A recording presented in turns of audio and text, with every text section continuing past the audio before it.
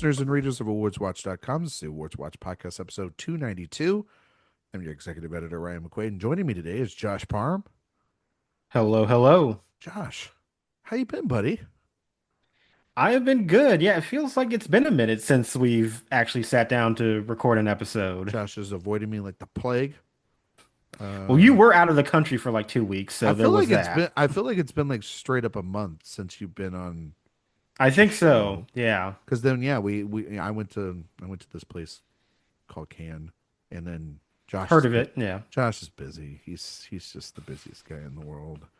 And I was genuinely shocked you weren't on the actress ranking thing. I thought that would have been like your number Well, you know one. what? There was a complication at first where I thought I wasn't going to make that episode. Oh, And okay. then by the time I found out I could, I didn't put in enough research to Okay.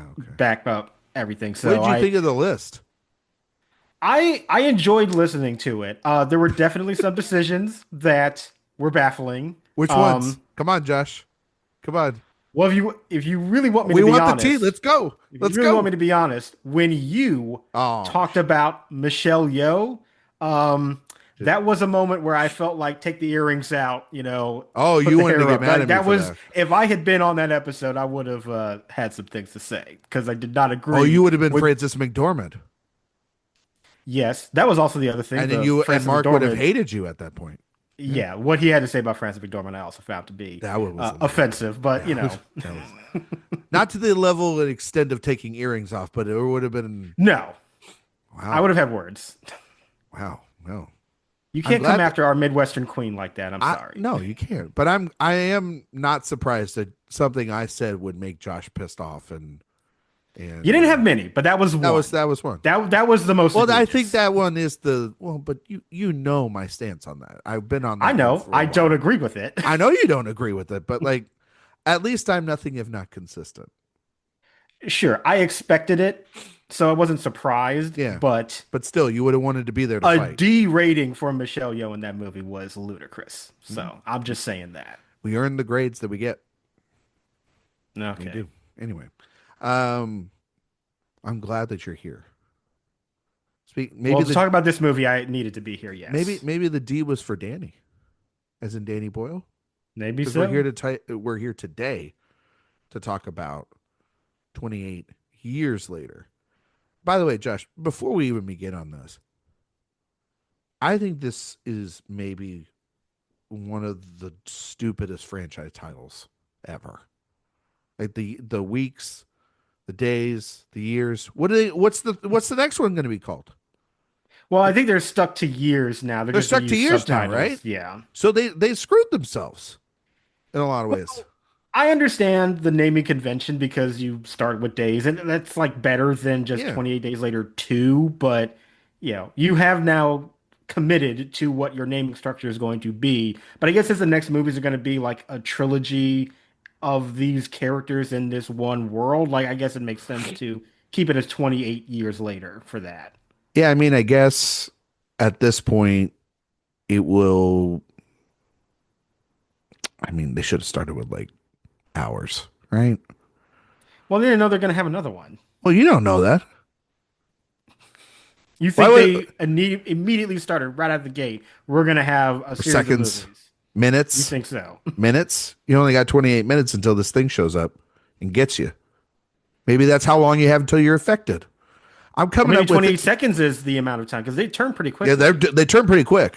So maybe you got 28 minutes to run, because then you find out like speeders, right? And then it's days, and then and then it's weeks, and then you should have done months. Well, they waited too long to do Yeah, months. they waited too long for months. But should the next one then go back and do months? Can you go backwards? Maybe. We'll Maybe. see. Let's get through these first to see I'm just saying. See how successful they are. Well, they did pretty well at the box office. Yeah, Right? this one did. Yeah. It did pretty well. It finished second, right? Because How to Train Your Dragon stuff I was think so. number one again. Man, Pixar, rough weekend for them too. We were going to talk about Elio. Yeah. Did you see Elio? I did see Elio. I didn't get around to it. It's fine. I think Okay. people are overselling it just a little bit because they're desperate for an original Pixar movie to be good. I thought it was fine. I don't think it's amazing, but it was like decent for what it Who needed to be. directed this one? Was it the Turning Red directors? She is one of them. Yeah. It started with actually the co-director for Coco, Adrian Molina, but I Okay. think he left the production at one point, and then they brought Domi Shi and another director on. Okay. So that also is like kind of, That's a it's a red flag. messy Yeah. production, which is not uncommon with Pixar, it should No. be said, but I think you can kind of feel the muddled ideas a little bit in the movie. Yeah, I can see that. Um But it's like fine. Like I that's didn't yeah. hate it. It's charming, cute, enjoyable, like for kids, but I just don't think it's amazing. Josh, thoughts on the Brad Bird not being in Incredibles 3, like as the director? Well, to be honest with you, I don't think there should be an Incredibles 3, so I don't really care. I This is didn't like good. Incredibles 2 It's a when good he take. was involved. Yeah, that's So fair. These are I walked out of Incredibles 2 incredibly disappointed because it's okay like we waited all this for time that. to to basically just do the first movie again, Yeah. except now, you know, Helen is the main character, but it's And like the same story arc. I mean, we basically just saw that stuff for the Jack Jet stuff, which was good, but that's not a It was movie. fun, That's not a but movie. That's not a movie. I why did we start that movie right after the first movie? Yeah. We should have had a time jump and age these characters up and give them more interesting things to do. That's what I Yeah. really wanted from an incredible sequel, not just we're basically doing the same thing again. I so to me people were like, "Oh, I'm so sad Brad Bird isn't involved." Like he was involved in the second one and that wasn't good. So Yeah. I'm not interested. I was kind of mixed on that one. I mean, The Incredibles is literally one of my favorite Pixar movies. It is It's my favorite it's Pixar it's movie. one of the great animated movies of the last 25 years. I will say this is that even though he's not directing it and he's doing I think just the story for it and the screenplay, uh it's one of those I still don't want anybody to touch. This isn't like the Toy Story franchise where like anybody can get like a crack at that because that one feels like the communal one for Yeah. the whole company, right? Everybody's had their hand in a Toy Story movie, at least one way or another. This is Brad Bird stuff, and so like, Yeah, he but came to them with the idea. yeah. So if this is the case and he's not directing it, then he needs to direct something else because I feel like we're going on what 7, 8 years since The Incredibles 2, and you know. I don't mind him if he went back to live action. Anyway, we're not here to talk about Brad Bird. We're here to talk about Danny Boyle. We're here to talk about 28 years later, which is the follow up to 28 days later and 28 weeks later, Yeah, there is that one too. but more so 28 days later, if I'm not mistaken, right, Josh? Yeah, this has way more kind of not really the story wise, because these movies don't really More the connect. lore. Lore, I think tonal wise, it just sort Yeah, of feels more like because that. it's Danny Boyle and screenwriter Alex Garland returning, and there was theirs. Yes. They didn't come back for the second one, but now they're Not in back. those roles. I think they were like producers Yeah, they were on like 28 executive Weeks, producers or something like but it that. was a different director and writer, and to me it shows because I don't think 28 Weeks Later is a very good movie. Very good Correct. movie. But they're back here. They have this movie and a supposed trilogy that they have mapped out. Hmm. They might be able to get to that. It seems like because I don't think these movies are too expensive, right? Well, this one was like $75 million. dollars. Yeah, which I mean, that's just the nature of I guess how these movies are made, which is insane. But Yeah. it might make it back. I think it'll do well It'll do enough. well. It'll do Yeah. well enough to justify those next two, right? I think so. Yeah. Uh, Josh, before I get into this, Danny Boyle. This is a director we have not talked about a lot on the Awards Watch podcast or even over at Director Watch. So thoughts on that and thoughts on the original film, 28 Days Later. Well, Danny Boyle is, I think, a very interesting filmmaker, one who has obviously a lot of style to him, very distinct with every one of his movies. For a while there, it really did feel like he was bringing kind of a fresh perspective a little bit. I know that he talked about how he feels like Shallow Grave, his first movie, is like the best movie of his, and he wanted to constantly return to that feeling of like rediscovery as if you're making your first movie all over again. And I think you can feel that a lot of times. Sometimes the material that he's given isn't great, it's not a very solid foundation, but I've always found him to be a very fascinating director. And when it especially comes to the first movie, 28 Days Later, that is my favorite movie from him. I think that movie is awesome. It is actually like one of my favorites of all time. I think that movie is a masterpiece. And the way that it is able to reinvent a particular subgenre in horror and bring a real frightening, tense perspective to it, I think is just amazing execution. And I love that film. I think it is like truly one of the greats out there. So uh, it has always made me a little bit nervous about any follow-up because I do hold the original movie so close to my heart. But yeah, I think overall, him as a director, some efforts better than others, but I do appreciate the intention behind his filmmaking. And if anything, that usually will be a highlight. He always finds a way to make the crafts of his movies really, really compelling. For me and Danny Boyle, how do I put this without sounding extremely disrespectful? Um, You? Me, uh, I feel like Danny Boyle for me is a director that I aged out of. Does that make sense? I've talked to Yeah. you about this before, off mic, but like I think there are certain directors that you start your introduction into cinema, your fandom, and over time, some fade away, some stay because you really love going back to those films, and you really love, and you also are going with like an evolution of them. I think of like, for example, my favorite director, PTA. I started watching his films around Punch Drunk, went back to Boogie and Magnolia, right? And then There Will Be Blood. I saw that in the theater. So like I had now done the last 15, 20 years of cinema with him. I've sort of evolved as he's evolved, right? We talked about that on that director series. Yeah. And for Danny Boyle, he is a guy that I remember seeing a lot. He was big in the 2000s, like the late 90s, 2000s. Hmm. Really Danny Boyle, and super important, I think, because when we talk about Danny Boyle, we should talk about him really as an influential experimenter when it comes to, like you're saying, digital photography. And as much as we talk about that with David Fincher, you have to talk about that with Danny Boyle. This is a guy that saw digital photography, saw the potential of what it could be, and really, for better or for worse, out there, revolutionized what you could do with, I think, a lot of the Steadicam stuff and handheld stuff. And Hmm. I think a lot of like action films take a lot of stuff from him.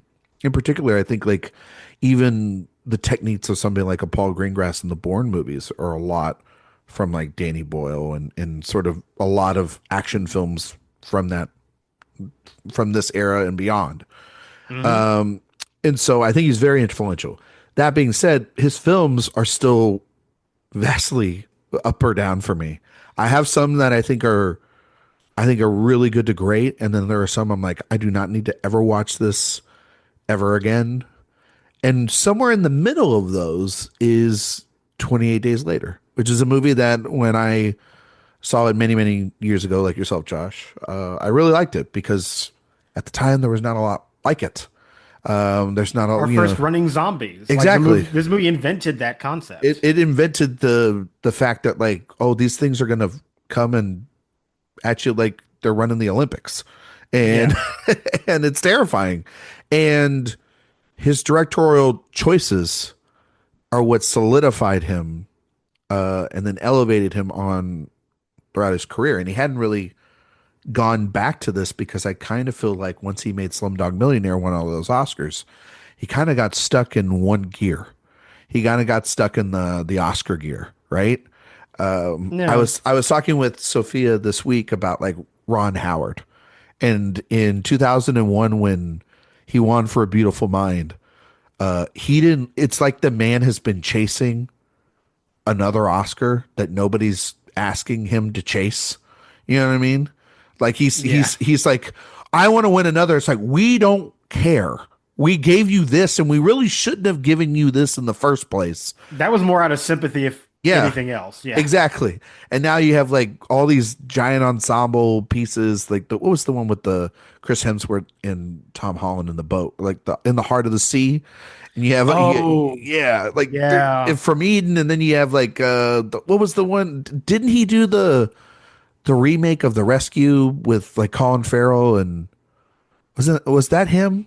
Did he do that one? Or like it was the divers going to get the kids in the cave Oh, a couple years yes. ago? Right, the cave rescue one with Viggo Mortensen. He was Yeah, yeah, also yeah, in it. yeah, yeah, yeah. Yeah. He did that too. Like Yeah, that was him. he's always got something. Nobody's asking him to do this, and I kind of felt like that was a little bit with Danny Boyle. Like he went from literally Slumdog 127 hours, which I is like that I movie. like that movie. I think it's good, but it's also like you can clearly be like you're trying to do the Oscar thing here. Then he has like Trance. He has Which is not good. not good. Um, then he attaches himself to literally Steve Jobs, and then there's a couple other and then he went back to the Train Spotting world, which is a very important film in the 90s. Train Spotting, the first one. Train Spotting 2, not so great. He makes one of the worst films of the last 10 years in Yesterday. That one's rough. That movie sucks. Yeah. And it gives me a glimmer of hope. Not much, but a glimmer of hope for those Beatle movies, because it's like, well, it can't be any worse than that, right? Um, I think John Lennon will stay dead at the end of the movie. he's not going to show up like Nick Fury and be like, I'm going to put a team together. Um, I kind of want I got to be like one segment in those Beatles movies where like Chalamet shows up, and Paul Dano shows up as Brian Wilson, and Jeremy Allen White shows up as the Bruce Springsteen. Which, Josh, did you see that trailer this week? Yeah, I saw it. Yeah, not a No, fan. no. Do you know that technically they're saying that that's him singing? I can believe it, and that sounds impressive. The That's crazy. movie around him looks like, Like anything else we've already seen, but yeah. we're going. But I will say, if that's him singing, that is insane. I mean, yeah, that's Because impressive. But because like when I first heard the trailer, I was like, oh, they just used backtrack. It's Bruce Springsteen. Like they used actual Bruce song there. No, no, no, no. But then everyone's like, no, that's actually him. I'm like it wasn't like yeah, Chalamet when you heard Chalamet do the first time in the first trailer for Complete Unknown. You're like, ew, I don't know about that. But you're yeah, right. Like the Jeremy Strong I stuff. mean, literally looked like the Walk Hard parody. Bruce I'm not Springsteen's got excited to about sit that in this movie. room and think about his whole life. Pretty much. Pretty Pretty much. much. Uh, Yeah. but Like, say then, what you want about A Complete Unknown. I do feel like that movie took some chances in yeah, the genre a little bit. And from what I see from the Springsteen trailer, it looked very back to basics. But we'll see. Maybe I'm proven wrong, but didn't get that sense out of the trailer. it delivered you nothing or Yeah. nowhere. Yeah, Yep. nowhere to nothing. Anyway, um, the thing that I do love about 28 Days Later in that film, besides obviously Cillian Murphy, who's incredible in that, Yep. Everybody's great in that movie. everybody's great in that movie, is uh just the tone that Danny Boyle brings to that. I think that's why I think his best film is Sunshine, which I love Sunshine too. That's which I my think number that two. movie I think that movie walks like 28 Days Later walks so that we can get to Sunshine. Yeah. I know it's a coin flip on people at the ending. I've If it kind weren't for of the ending, it would be my favorite. I kind of agree with it, but also I'm like the rest of this I cannot ignore. You know how Did you see it in wonderful it is. theaters? I no, I watched it at home on a Mm, I rented it. And we talked okay. Josh and Jay and I and everybody here. We always talk about like our video rental. We're really the last great generation, by the way, Josh. Like Yeah. we Oh yeah. we understood what a video rental experience was and the disappointment of not getting that. Kids these Hmm. days, they get it in the palm of their hands. And Yes. this is my You have number not one. really lived until you have that experience of going to a video store and seeing one copy left and needing to beeline straight for it before somebody else takes it. Or sitting there waiting, hoping as your parent is like, well, go find something else because the movie's not there, waiting for somebody to return a movie you damn Yeah. well know is not going to be there. It's like, You let me take one more lap around one the more store lap. and maybe it'll See, magically show up maybe again. somebody put it in the classic film section and then shouldn't have. You know what I mean? Yeah. Millions is another film too that's sort of off the beaten path, but I Yeah. really, really like Millions a lot. And and kind of wish he went back to that sort of speed. But I think that that sort of speed is what landed him with Slumdog Millionaire. Yeah. The sort of more sentimental, crowd pleasing. Everybody can watch this sort of film, and Slumdog's just like an avalanche that year it came out too. It was such a big hit, and he spearheaded that thing. He's made recent comments about the fact that like he wouldn't be able to touch that movie with a 10-foot pole because of he wouldn't be the right director to do it. No. Well, He's probably right, but also you still did it, and it's what you won you the Oscars for. I wouldn't. Also, yeah, I I don't do feel like it's find. a disrespectful film either in any way. I think still just a fine film, but Well, I it's a movie understand what not he's made saying. for Indians, Yeah, is the thing. exactly. Like that's what Yeah, that movie is like very fun and entertaining. But if you're looking for like a genuine, meaning representation of what it's like to live in that area, like that's not the movie for you. The movie is a Dickensian fantasy, yeah, transposed onto the modern world, which I think is fine for what it needs to be, but it has limitations. for sure. And but Boyle to me is a guy that I'm not putting these on the rewatch, Josh. I don't know about you. There's not a urge like, man, I gotta watch a Danny Boyle movie tonight. Unless it's Shallow 28 Gra- Days Later or Sunshine. yeah, or Shallow Grave is his one of his first films, I think is Yep. which is in the His, Criterion collection. his first movie, yeah, Very, his very good debut. film. Yeah. But I was eager to see him return to this because I do think that this is like a speed in which he hasn't been here in a while. It And it's did Garland make returning too. and Garland too, who's been on his own up and down heater Yep. of making films, but he's talked about like he wants to step away a little bit more from the director chair and be back to writing, which is what probably a good idea for him. Yeah. And this is a project that they both really want to do, and so they have this trilogy. This is the first entry in that. Josh, I gotta ask you, buddy, what'd you think about 28 years later? So coming into the movie with the perspective that I have, which as I said, 28 Days Later, one of my all-time favorites. I think it is an incredible movie. I was walking into this one with both excitement and some hesitation because, it's hard to do anything that measures up to that level of filmmaking for me. So I was eager. I thought that Boyle and Garland being back was a good sign, but you never know for sure. And I do think that I did like the movie. I did find myself very much enjoying it. I do feel like at times though, it kind of feels like it's a movie that had ideas for one thing that needed to work within a 28 Days Later sequel. And sometimes I felt like the emotional elements that the movie was really prodding at sometimes clashed with the horror stuff. And it made me feel as if I was enjoying what I was watching, but the collection of the story was a little awkward to me. And it felt like going from very sincere emotion to terror and horror, that was a little whiplash for me. And I don't know if it blended them very well together. But at the same time, I still found it to be very effective. I liked the performances, I liked the tone and the mood of the film. I don't think it really came together in like the strongest core, but I still was very engaged by it. So it's a good movie, but I wasn't in love with it the way that I wanted it to be, but I'd still recommend it. Yeah, I I rewatched 28 Days Later to try to get into it, and I mean, like, you didn't really need to watch that movie in order to get back into this thing. No. Which is kind of, I think, both like a good thing about. I think it's a good thing about this. It's like if you've never seen these movies, they sort of explain it right up at the top. It's almost like a Mad Max Fury Road, Furiosa sort of Hmm. explanation right up at the top to get back into this franchise that hasn't been around for like 20 years.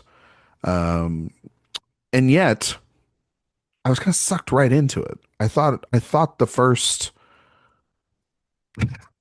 scene, the first sequence of this town being invaded and the the sort of carnage and the thing about Garland and Boyle is just like this just movie takes no prisoners. Like anybody is up for grabs. Men, women, children, anybody is up for Yep. grabs.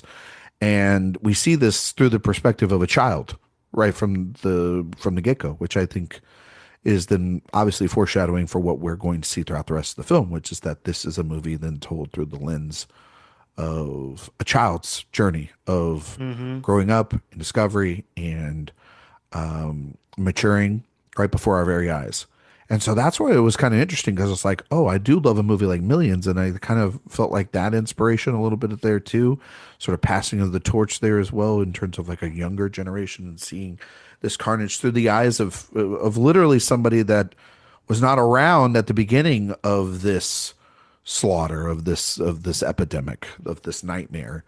And we see them go on this journey with their father into the mainland. And the movie is sort of a very, I think it's very stripped down and very, it's a very easy film to follow. There's not too much complexity to this movie, Josh, like in terms of like No. convoluted story. It is about literally this boy and his mom and his dad's relationship, just opposing this sort of small town that's on the like on a small island that is isolated away from the zombies or the creatures. Yeah, they're not technically zombies These, in the but 28 Days Later universe, the but possessed, yeah. right? Or Well, the they're the condemned, infected. the Yeah. infected, yeah. Yeah. And so when I was watching the first, I think third of the film, I loved it. I thought it was very, I mean, it gave me a goddamn headache because that's a Danny Boyle movie for you. Yeah. They're going to give you headaches. And you kind of have to readjust yourself because you're like, I don't watch movies like this anymore. Audiences don't watch movies where it is this, you know, over edited and the camera's shaking and it's off kilter and things are coming at you and it's stylistically it is a throwback, right? Yeah. Because you're trying to remember this world and you're trying to remember what Boyle and Garland got in the first time. While they're also trying to forward things because most of this film is shot primarily on iPhone 15s, is what Danny Boyle has said, and they used like I gotta tell you when that photo, Josh, of the like I think it's The like rig, 20 yeah. the rig of the 20 iPhones or whatever, which looks like a trap out of the Saw franchise. Um, like I didn't know whether to be angry about it or like impressed, right? Because it's like that's a cool device that probably could only work for like this movie, but also it scared the shit out of me because I was Yeah. like, that actually seems like they put an infected person inside of that thing, and now they're chasing after Aaron Taylor Johnson and his son in the film. But I thought the first half was really good. The second half then becomes this, video game esque quest to find this doctor, and I do think that the movie sort of loses its momentum, loses the idea of really any world building or stakes from that village and any conflict that could happen there. The other characters there just we don't really get too much from them, and that's honestly once again the Alex Garland problem of just we're really only focused on on the main characters. It's like four or five characters really only exist or matter. Everybody else is just either exposition or just like, gobbledygook around the frame. And they don't honestly matter. And it's frustrating because it's like, God damn it, can you write an interesting world with more than a handful of characters? Yeah. Because it's telling. But Boyle does a great job of with each set piece and each obstacle upping the tension. And I thought the film by the end really did a great job of threading this needle about death and letting go, and it's kind of heartwarming, but it's bleak and there's a lot of complexity in the emotions. I think that's where the real complexity lies in the film, is in the emotions rather than in the storytelling devices and the Yeah. characters. Yeah. I think that what the movie has to say about kind of dealing with death in this world in which it's all around you, but you still have to recognize, the lives of the people that were around you and how important that is, and you have to let them go, but that doesn't mean you let, the connections that you had with them. Like, yeah, very beautiful, honestly, and rather moving. And I think about how there's a moment in this movie where like I'm on the verge of tears of how emotional it is. And then the very next scene, we're getting chased down by an infected. And I do feel like sometimes the film has trouble balancing those tones. And I do really wish that it was blended a little bit better for me. I like all of those things. I enjoy all those elements, but coming together sometimes isn't very elegant in the storytelling to me. No, because I mean, like the film again is in these two parts. One is discovery or rediscovery of the stakes of this island, right, of the mainland Yeah. here. And then it is okay, well, Jodie Comer's character is sick, right? She's not doing good, Josh. And the son is like, well, my father's not going to help. You know, I'm going to leave. And he sets off with his mom. And the character is Alfie Williams or the character's name is played by Alfie Williams, and him and Jodie Comer set off on the same train essentially to find Dr. Kelson, who is played by Ray Fiennes, right? Hmm. And that whole sequence, like that whole thing, is just like, okay, this is the bare boniest sort of story. Like, get him to the get to the quest here. Yeah. And some of the stuff, like the simple, like once we find out what's wrong with her and everything, all of it's very simple. But something about even in a journey of this movie, Josh, that I'm like, it's slowly building up to this, and I'm like, oh my God, just get to point A to point B. Like, let's go, let's go. Once we get there, and Ray Fiennes is there, and Jodie Comer's there, and Williams is all there, and we have these three actors talking. We see the why the fire that you can find Ray Fiennes is why he's burning it, and which is still a little bit vague, but like you understand like what it symbolically Yeah. means. You know what I mean? Yeah. Once you get to that point, and then what we're doing here at that, in this sequence, it's pretty remarkable, honestly, for a big budget horror film, action film Hmm. to do, which is have a really honest look at a decision like this, of these character stakes, and do it with elegance, which is very weird. The movie undercuts itself by the end in the final 2 minutes. Yeah. You know what I mean? Which When Jack O'Connell shows up. Yeah. when we start doing the Clockwork Orange, inspiration is what I've been told, and I could totally see it. Um, I didn't honestly, like. I know a lot of people have been very upset about that, Josh. By the way, like that ending, and it's like it ruined everything. I was like, no, I mean, like it kind of fits in the tone of this thing, like of the some of the, Yeah. like you've got these giant infected people with, like, I'm gonna just say it, massive male body parts, if you know what I'm Oh, saying. really? I Just didn't notice. you didn't notice, and like the literal biggest one you've ever seen in the Yeah. world, just going back and forth, and Well, they did say it acted like steroids, so I mean it. something got supercharged. Something got supercharged indeed.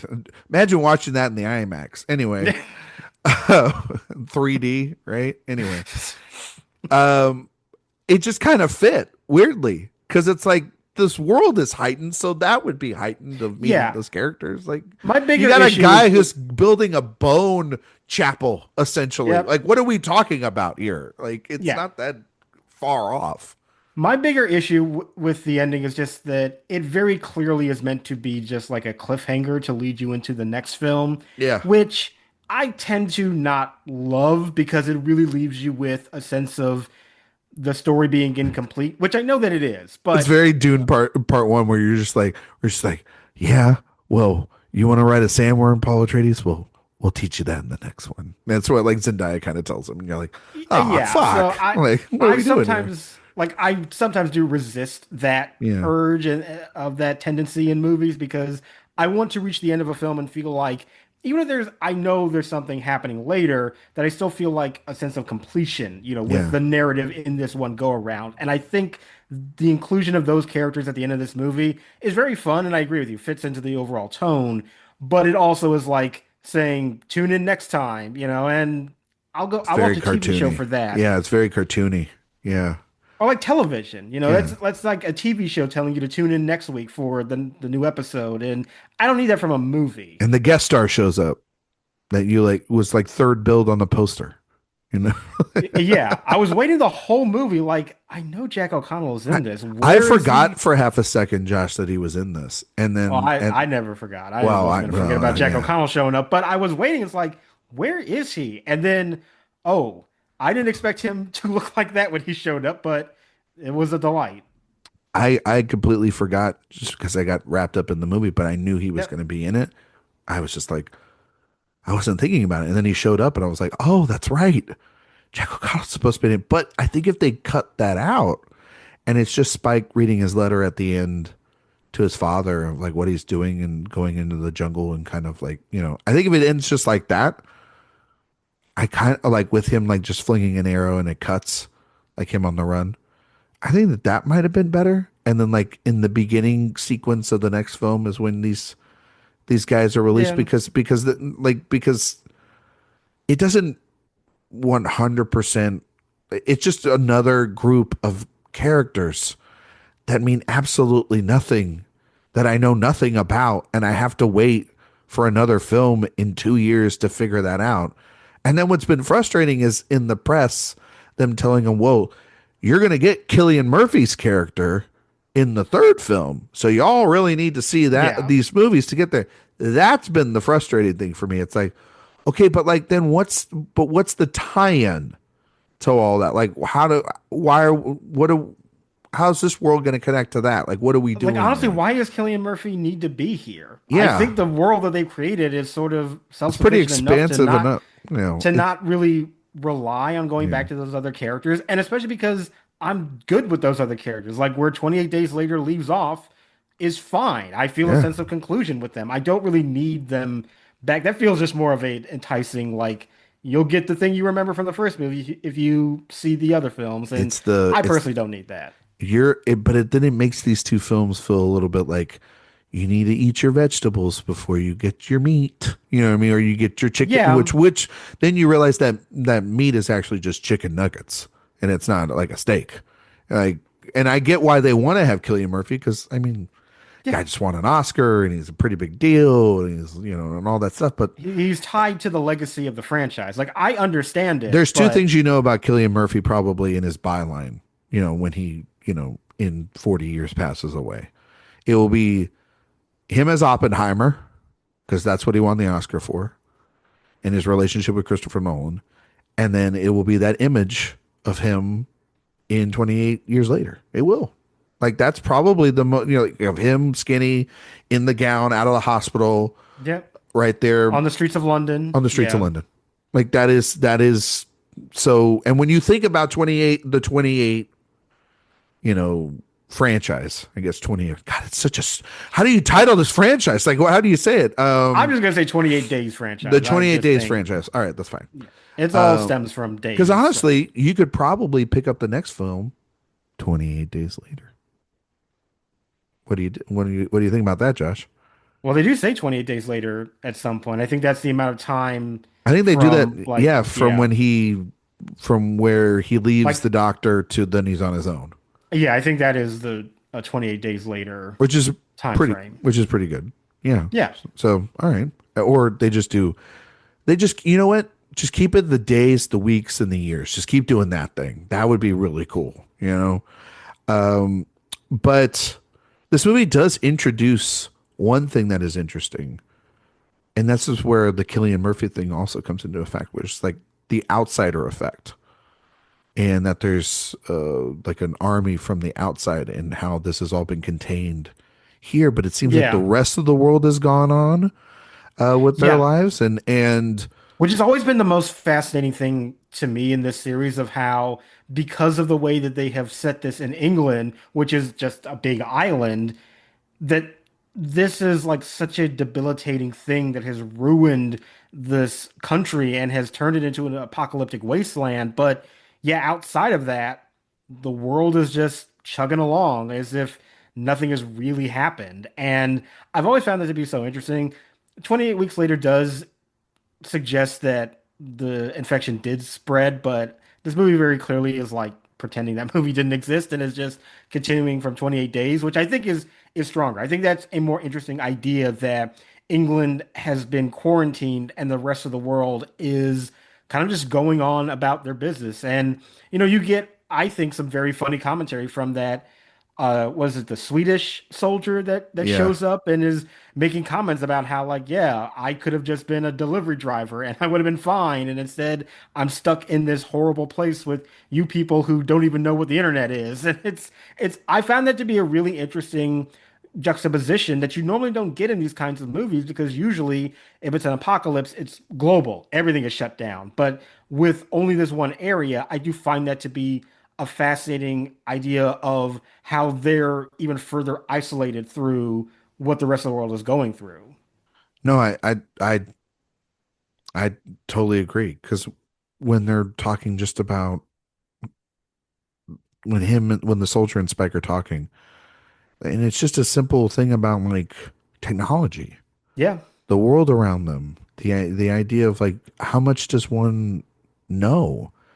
And I know we were joking earlier, Josh, but it felt very much like when we talk to a younger generation now, where like you don't remember like a VHS player, you don't remember Blockbuster, you don't remember Yeah. flip phones, you don't remember dial-up internet, you know what I mean? You don't remember having to wait 6 months to see a movie at home because that's how theaters work. Like there wasn't this instantaneous thing, and this world that Boyle and Garland are saying, it's like the instant things of life are gone. You have to go back and remember that, like, survival and all this was all shut off. The world shut these people off.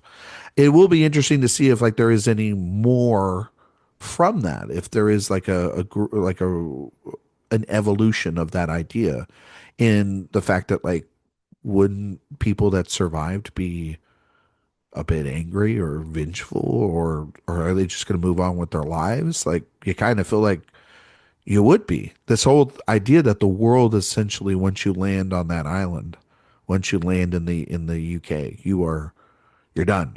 Like it's over. Like you can't return. That's Yeah. what the soldier says. Like I'm here now. I'm essentially now one of you. And I found that to Yeah. be I found that to be terrifying because that's like, okay, well, that's just as harsher. I mean, obviously, it's for survival purposes for the rest of the world to not have this thing spread, but then that's also just not how this works, you know. And then why would you send these people Yeah. over there? So it was a little Civil War-y, Josh, of like I like this idea, but and you've got two films to make it work. Otherwise, if these two films don't even tackle any of these ideas whatsoever again, then it just kind of feels like an idea that was left underbaked in the oven. You know what I mean? But A bit, yeah. you I mean, know, what I actually thought about while I was watching this movie, and we talked about these movies before, it kind of reminded me of Prometheus and Alien Covenant. yeah, I was gonna bring that up because it very Yeah. much like Boyle returning to this reminded me of Ridley going back to that world. Yeah, and in a similar way to me, the thing about those movies that I've always felt is that they have very interesting ideas that never really worked in the Yeah. framework of an alien movie. And I don't think it's quite as egregious here, but there are points in this film where it does feel like there is a push and pull between wanting to be more grounded, wanting to be more emotional and serious, and then wanting to do the crazy horror movie stuff. And I like both of them, but together it feels a little bit awkwardly joined. And I didn't feel that way with the first movie. I think 20 Days Later also wants to do both, but blends them together much more successfully than I feel like this one does. And it doesn't mean I don't like the movie, but it does mean I think the storytelling is not as sharp as it could be. Yeah, I think there's a lot more drama here than there is action though. I mean, when they do go to Yep. the action, mean, the big like infected number one guy is ripping The off a Alpha. guy's the alpha is ripping off a guy's head along with his spinal column. Like the action is Yeah. there. Like it was reminding me of But then like what they do with that head and spinal column later, I did not expect and was kind of incredible. yeah, it was. And the I I was didn't like, expect it. no, I mean there's that's Garland also has had this gore or this or violence in his films. I think a lot of like Dread. Hmm. His film of Dread is a lot like when I was watching this. I was like, I understand where this violence is coming from as well. Boyle less so much. Like I think this is the world really where he dabs in that the most, and there's sort of a marriage between the two stylistically here, and you can feel honestly the marriage of two storytellers and two filmmakers really dancing a lot here, and which I do admire. Like I do think for the flaws that I have with it, because there are definitely flaws with this. This is not a Yeah. perfect film. I do think that it is really interesting about partnership. We talk about partnership a lot when it comes to, we mentioned it, why I don't think it worked with Boyle and Sorkin nearly as much as like when Fincher had that property for the Social Network with him, and like that made sense. Like that on paper Hmm. works.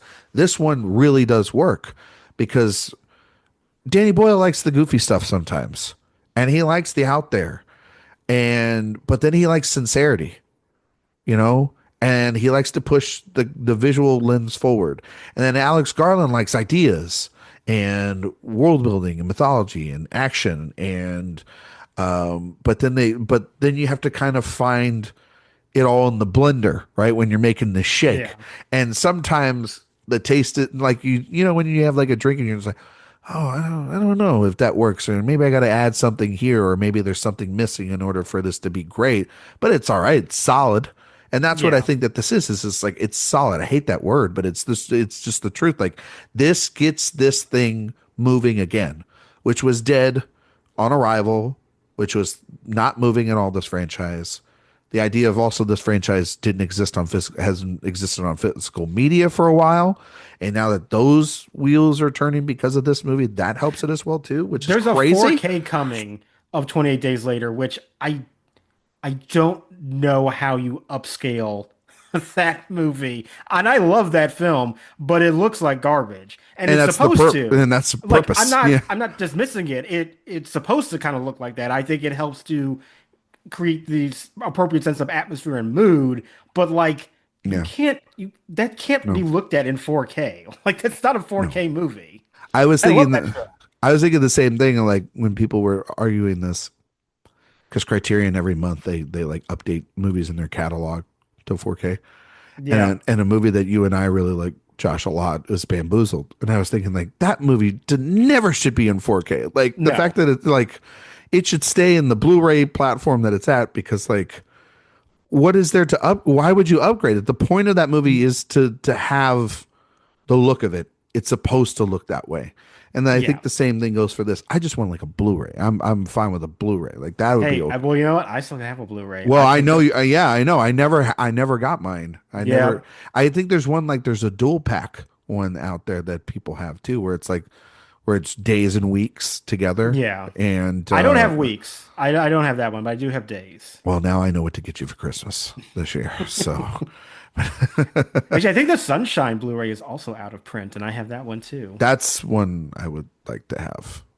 See, look at me. I'm like, I don't want to watch all these Danny Boyle movies, and then I'm like, Well, I give just me the named the two movies that I Danny Boyle like. movies You that I know. literally said are the exceptions to rewatching them. So, Well, Sunshine is a very like I remember seeing that one. I did no, I watched it at home. I was thinking about I was thinking about another film from I was thinking about Alex Garland and Dread.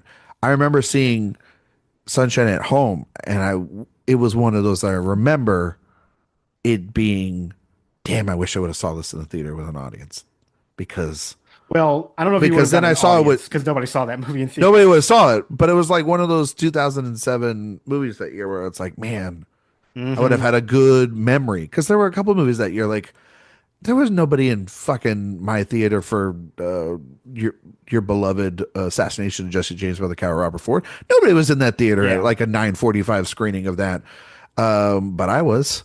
and and I that's was all in a that screening mattered. of it too. That's Yep. all that matters. See, Josh and I would have been there together. You know, Oh yeah. I double billed that with Michael Clayton that day. That was a great day at the cinema. We'd have, Oh my God, I still actually have the Chicago Tribune Arts and Entertainment section that ran those reviews. yeah, And for both Michael Clayton and Jesse James, I because they still came out have the that same weekend. newspaper. Yeah, Yeah, it was the same weekend. So I still have that newspaper buried somewhere. So we don't get movies that great out 2 weekends in a row anymore. Just mm, or it's on the very same rare. weekend. It's very rare we get two masterpieces out there. Well, I mean, 2007, that's Yeah, I just, mean that's just embarrassment of riches. But can't wait to Boyle, talk about that in a couple years. yo, are you? Yeah, you ready for? Oh man, that's gonna be tough That's because going we're to be only gonna very be able to difficult. have five, but I know. we would kick three films out of that lineup. Yeah, Yeah, yeah, I I think so. Well, yeah, we yeah. got We like got a year and a time. half to We got talk about time. that. We got time to figure that out. We got like 2 years to figure Yeah. that out. Josh, would you? I mean, obviously, we're gonna see it. This is the Jay argument. Like, will you see this? I'm like, yeah. Jay is right. He's been trying to tell me like, you're gonna see it. You're not gonna see like when I said I'm not gonna see the How to Train Your Dragon movie. He's like, you're gonna see it. I'm like, and I'm not. I'm not gonna see that movie. But after watching this, like, I assume you're in for the next two, right? Oh, of course. Yeah. Yeah. I Okay. have to see what they're doing with Jack O'Connell. That outfit alone, Yeah. like it looked very comfortable, but also Yeah. really dumb to wear in the woods. Well, I've heard that it's a reference to a children's entertainer in England who like is very notorious in terms of like doing very bad things. So Okay. I assume that that's what it's more so pulling from and kind of hinting at a very insidious character, which like I'm fascinated to see Jack O'Connell play. He's one of my favorite actors, and Yeah. I'm glad to see him getting more opportunities now. That's also the other thing about this. This is such a very UK property, Yes. um, as well. But yeah, I heard that as well. I mean, also there was like I hadn't seen Teletubbies in a hot second, and so that was another thing Yep. that threw me back to our childhood, Josh. For better and for worse. I mean, I What wasn't really watching the Teletubbies when are they you talking were about? I know on, you but watched I, it last week. yeah. What are you talking about? Oh yeah, I have the box set. There you Yes. go. The box set. Could you imagine if you had to watch that? Like, ugh, I would no, no, no, no, no, no. That would be interesting. But I think the cast is really good here. Yeah. Um, Everybody's good. everyone's good. Really mad at Aaron Taylor Johnson. Like one scene shirtless. Like, come on, Danny. Yeah. It's like what do we hire you What are we for? hiring you for? Jodie Comer just once again proven. Give her She's great. great. She's Yeah. great. Just give her great material. She can knock it out of the park. Ray Fiennes was great too. I loved him. Yeah. Little rough on the Ray Fiennes online people being like, this is better. He's better in this than in Conclave, and Okay, then the best of all time. And like, I'm like, he's just you the know, best. Period. Like, he's just a great yeah. actor. And he's But good in this movie, but like let's not say things no, we can't take back. no, Like we're his not best. I'm not gonna say that he's better in this than in Conclave. Come on, it's No, no. ridiculous. I mean, he's better in many other films than these two. But I mean, he's really good in Conclave. Like, I don't know what to Yeah, tell you, people. yeah. He's also really good here. Like, he just serves his role perfectly. And And especially because when he shows up, I think you are expecting one version of that character, yeah. and it doesn't happen. Like you think Oh, this I is was going on to pins be, and needles the whole time because I'm yeah, like, this man's going to do disgusting things. it's gonna be And like so over the top. It's gonna be, he's eccentric and kooky because he's out by himself, and here's our eccentric doctor. But that's not the character at all. no, he He's actually, very grounded and instigates so much of the emotional impact in that section of the film. And it's surprising that you think he's gonna be just a lunatic, but he's actually like a real person. it also like plays on the idea of, I think Garland and Boyle, if they are subverting one thing, it's the expectations of who you might think are the actual, you know, evil people here. And you hear about this doctor and it's very ominous and everything. And they show the scene of what he's doing, but you know, he's not a lunatic. He's relieving people of pain. You know what I mean? He's doing it Yeah. in a very much in his own system, but he has weirdly a tender heart to him, which I found shocking because the entire time I was waiting for him to do some of those despicable things that I think people are Yeah. alluding to with Jack O'Connell's character, which you would think the guy that's played a lot of villains in his life that would be Ray Fiennes, and that, but then also Jack O'Connell being like this smiling guy reminds you of earlier work this year from Sinners as well, Hmm. and that not every threat is going to be the same, and you cannot judge the book by the cover. You have to experience it. But I think there's also like finds his work with Williams in those final, like the final interaction that they have. It's great work from both of them. Oh yeah. And I think we're going to see him again in the next installment from what I read. Finds we'll see more of him. So which I hope so. I think it's going to be centered a little bit more around the bone. I think it's like the bone The Bone temple or Temple. bone Yeah. temple, which sounds cool. That's just a Oh yeah. cool fucking name. Like 28 years later, the bone temple, or just call it the bone temple. Actually, don't call it anything. Well, they need the 28. 28 years Yeah, later for marketing. 28. Do you need to do the later? Just do 28 years. The bone collector. Take the later off. I think you still need the later. I think the whole 28 amount of time later, Yeah. that's, you know, What if they just did like 28YL? Shorten it. I think they need it all. I mean, we were just talking about I the know. Springsteen movie that literally just got retitled to include his name in it. So I don't this understand is why they one of the needed to do movies. that. I was beyond angry about that I mean, this I week. understand why they did it. I just find it to be stupid Well, and very they didn't condescending need to to your do audience. Bob Dylan a complete unknown. I agree with you. Like what are we and it's the same studio. It's Well, it technically, one was Searchlight, the other was 20th oh, Century. oh that well, yeah, I guess so. But Oh that's no. like, I mean Apple, I mean they're splitting hairs. I know, technically They're all speaking, going to the this like mouse. this is also, very insidery nerd talk. It doesn't really matter to other people, but I just just like think pushing that the like glasses up, like, well, actually, it's two different studios. But I like the way Josh did that. He was like, and he didn't even have glasses on for yeah, that one. yeah. Yeah, thank you, God. I mean, like the thing about that is like if people, I think it would be harder for people to recognize Bob Dylan maybe than Bruce Springsteen because Springsteen is still, I mean, he's still very I don't know, but a popular. complete unknown, I think, is a well You play Born to known. Run, you play Born to Run in a Well, but the trailer. movie's People are not gonna called know. Born to I Run. know, but if you play Born to Run in a trailer, people are gonna know what it is, Yeah, and say and the maybe that guy's was what the name. movie was called. Like, oh They my wouldn't God. feel the Like, need to do it. imagine if they just left the original title, which is what I'm probably gonna call it anyway. Yeah. And then they're just like they play Born to Run, and or Jeremy Strong, it's like Bruce wants to fix the hole and all this stuff. He's a repairman, and then somebody watched that trailer and been like, who's that? Who's that artist they're talking about? Like, you're not gonna not do that. Like, it's silly. Yeah. You know what I It's mean? dumb. And But and they'll keep the same title. take off the Springsteen. It's giving more of a Whitney Houston, I want to dance with somebody Yeah, thing than it is actually, or the Bob Marley. That that was take another him one. off. Take off the name. Just make it the title. Yes. Ugh, I agree. just dumb stuff. Anything else, Josh, you want to say about 28 years later? Anything else in particular? Um, I do feel like this movie does kind of feel like a video game in some spots. Yeah. And I think to the detriment sometimes of the momentum because then it can feel a little segmented. And I wasn't a big fan of that. I mean, even like the alpha sort of feels like a video game like boss that you have to interact with.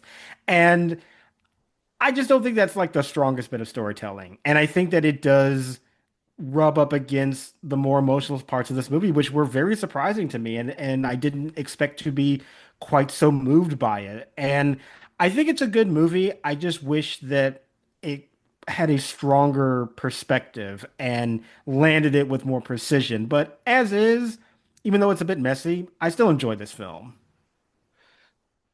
So this thing had one of the most terrifying things I think I've seen this year, which was the birthing sequence inside the train Mm, car.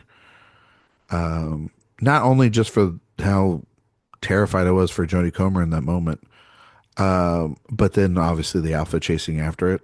That'll come back around, I assume. That's an yeah, interesting idea as well in this film that they'll have to tackle going forward. yeah. I The don't know why the baby seems to be fine.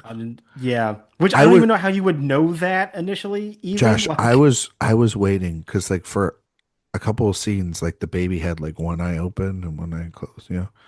I was waiting for the final shot of this movie to be the baby's eye opening up and it'd be like the virus inside the compound and it almost being like a Matrix Reloaded when you see the guy that's been inhabited by Smith, you know, laying on the table there. or yeah, or that might have been like a clue to maybe some, resistance within the body, because that's actually would have been something to connect to the second film, because 28 Weeks deals with characters who have like a natural immunity that they're trying to protect. So I don't know what the storyline with the baby is going with. I did just find it weird that one, it was completely fine, and even if it looked fine, how would you How would you know know? that? How would you be Like, able to test that? this newborn baby that you're just assuming is okay? I don't know.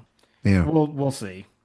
How are they getting resources? Are they just anything is there? Like, Well, do they get I think supply they dump? do. I do think they go, like, one of the reasons they go out onto the mainland is to, like, I think Hunt? get supplies there. Yeah, Oh, hunt and okay. all that. All right. So I was just assuming. I mean, wouldn't the world be able to just like do a supply dump, give them it without actually? if they were interested in doing it, I mean, that's yeah, but I mean, there would be like a humanitarian thing for it, like off well, there this was small before island. Doge, Ryan. Don't you remember? We got rid of all that shit. Well, I don't think that our government right now is in that in this world in this film. I No, get. Well, I don't Elon Musk know. saw what we were sending money to. Is like, why are we sending money to England for care For packages? Jodie Comer and We don't yeah, have infected in the United States. What are we doing this for? But sir, it costs like 5 cents to do this. I don't care. that's very fair. I want to see those deleted scenes for that movie. Um, it's in theaters now. Everybody go and give it. You know, it's not for the whole family. It's probably a more Elio choice. But if you're a fan of Danny Boyle, I guess we could say Josh is back in Yeah, form, and I am curious to see what they do from this. But this is a promising start to what in like good solid stuff that could hopefully, I hope, lead to some pretty interesting things yeah. with these next two installments. But god damn it, if they squander it, we got to stop having these franchise squander like Good Hope. I keep doing this back and forth. It's they got to stop.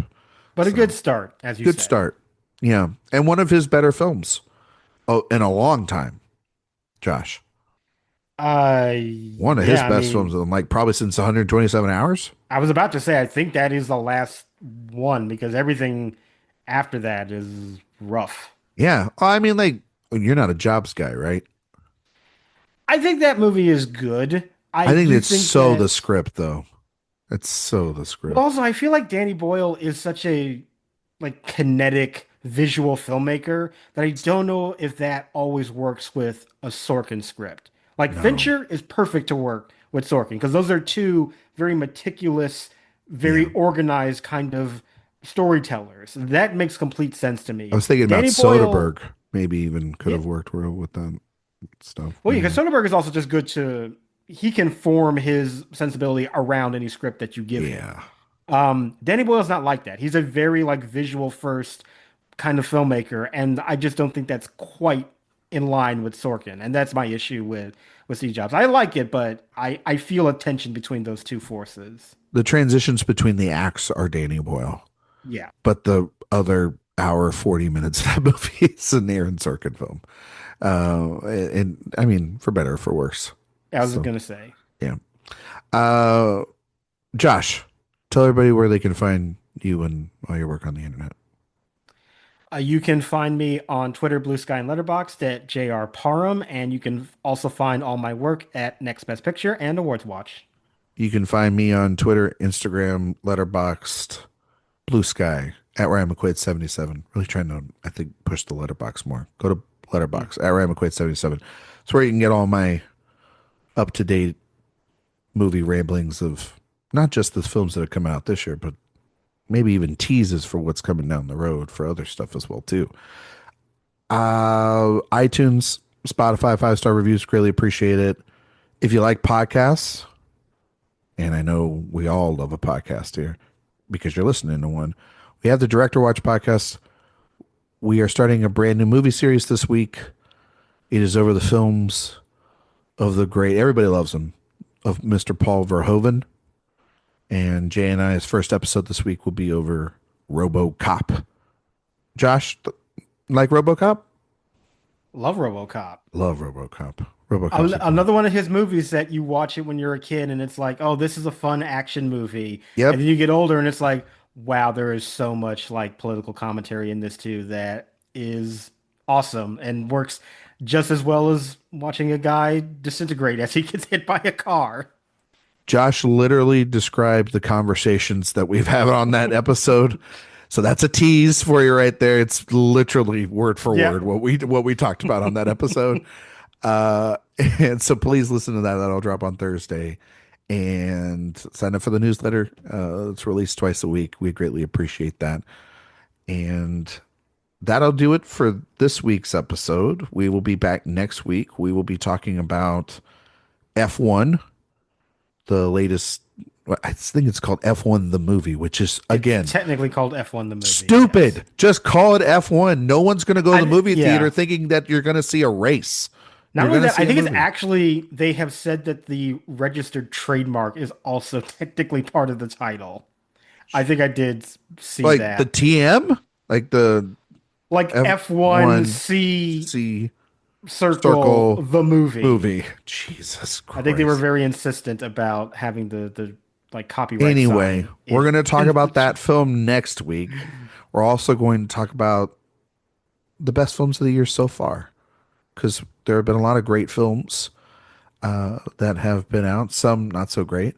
And we're going to talk about that, and then, maybe just give a title or two that we're looking forward to in the second half of the year, and teasing something. But in about a week or so's time, there's going to be a big project from the AwardsWatch team on the website. We're really excited about it. It'll be in written form. That'll be up on the website at the end of the month. So look for that on the 30th.